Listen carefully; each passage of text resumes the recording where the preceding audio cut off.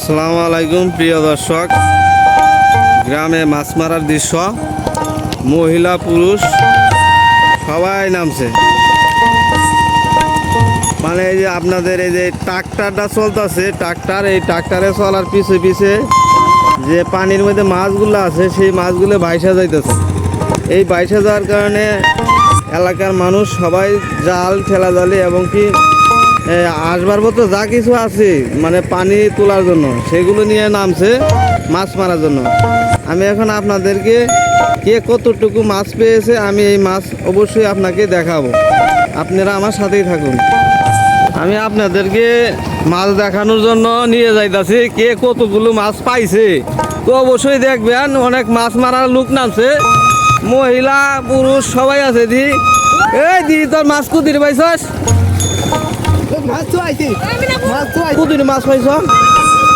ওরে অনেক অনেক মাছ পাইছে। আমার দাদি নামছে মাছ মারার লাগা। এই যে মাছ, এই যে মাছ, হ্যাঁ এই রে মাছ রে, এই যে মাঝি মাছ নিয়ে গেছে গা।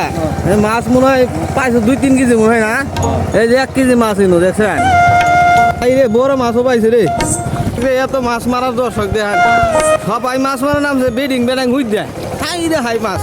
এই যে মাছ মারার জন্য আইছিলাম, কিন্তু আমার হাতে কোনো যন্ত্র নাই, তাই মাছ মারা উড়াই হইতেছি না, মাছ তুলতে হইতেছি।